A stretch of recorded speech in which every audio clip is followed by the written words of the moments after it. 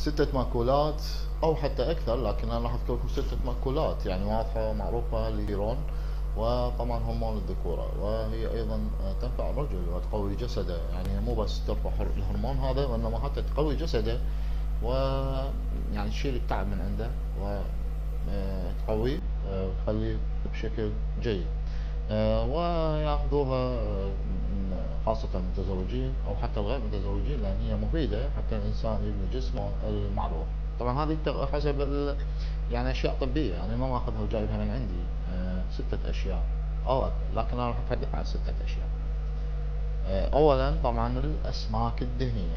طبعا الأسماك الدهنية من ضمنها السلمون وأيضا السردين وحتى التونة، لكن السردين هو أفضل من التونة. السردين والسلمون لأن يحتوي على يعني أحماض دهنية، والدهون مالته جدا جدا مفيدة.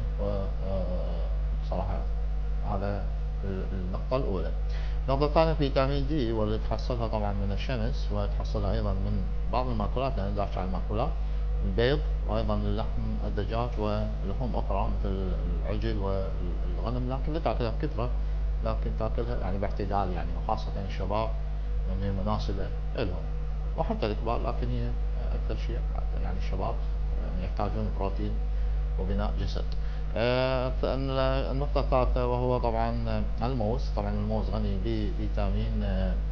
بفيتامينات وأيضا بوتاسيوم، والبوتاسيوم يرفع هرمون التستيرون، مهم جدا طبعا لإنتاج هرمون الذكورة، وأيضا يقوي الجسد، وهو مفيد طبعا جدا حتى يخفض ضغط الدم ويوسع الأوعية الدموية والشرايين، وبالتالي توسيع الأوعية الدموية والشرايين وترخيتها هو راح يساعد على مرور الدم بشكل قوي، وبالتالي راح يرفع هذا الهرمون ويساعد يعني على مساعدة الرجل بالتخلص من الأمراض مثل الضغط وغيرها بشكل آني وحتى بالمستقبل. وإضافة إنه أنا بحكي لكم هذا الجو الطيب والطبيعي والجميل، ووسط هذه الأجواء الجميلة وطبعا أيضا أحدثكم عن أنه طبعا الموز هو جدا جدا مفيد وتناوله، لكن باعتدال، ما يصير تتناوله أكثر من اللازم، وأن يؤدي إلى خفض الضغط ويسبب له مشكلة كبيرة جدا.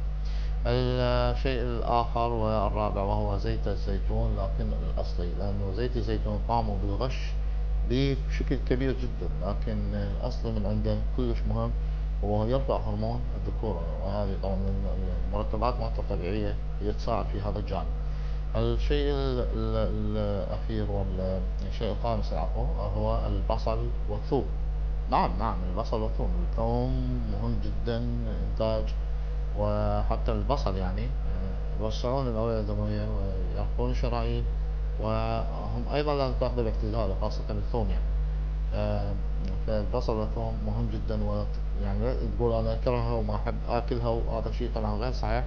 لازم تتناولها وتاكلها، وإذا مو يومي بين يوم ويوم. البصل والثوم مهم جدا جدا جدا، يعني لأن يعني أيضا تتخلص من كثير من الأمراض، يعني مو بس هو يرفع هرمون الذكورة وما شابه ذلك، لا، تتخلص من عنده ومن خلاله من كثير من الأمراض، وهتشوف يحسن من وضعك. النقطة الأخيرة هو الكاكاو أو الشوكولاتة. الشوكولاتة الداكنة السوداء هي مهمة جدا يعني إنتاج هرمون السعادة، يعني أنت تحصل على هرمون السعادة صراحة من عنده، من تاكل قطعة واحدة من الكاكاو بكم غرام راح تشوف شلون يرفع هرمون السعادة. هرمون السعادة هو مسؤول عن إنتاج هرمون التستيرون ويرفع هرمون الذكورة. وطبعا الكاكاو هو جدا جدا مفيد، يعني تناوله، يعني حكيت عنه من فترة، انتم تابعوا الفيديوهات السابقة حتى تشوفون قد حكيت عن الكاكاو، إذا كانت هوت شوكليت شوكولاتة ساخنة، أو حكينا عن قطع الكاكاو بأنواعها. وإن شاء الله بسوي لكم فيديو عن الكاكاو لأهميته ومفيد جدا. طبعا هذا باختصار اللي اريد اقول عن 6 اشياء، هي السمك وفيتامين دي، الموز وزيت الزيتون الاصلي، وايضا البصل والثوم، ثم اخر شيء هو الكاكاو. هذين الاشياء داوموا عليها، اذا مو يوميا او بين يوم ويوم او كل 3 ايام مرة، راح تشوفون وضعكم ويتحسن بشكل عالي. هذا باختصار، شكرا لكم ومع السلامة.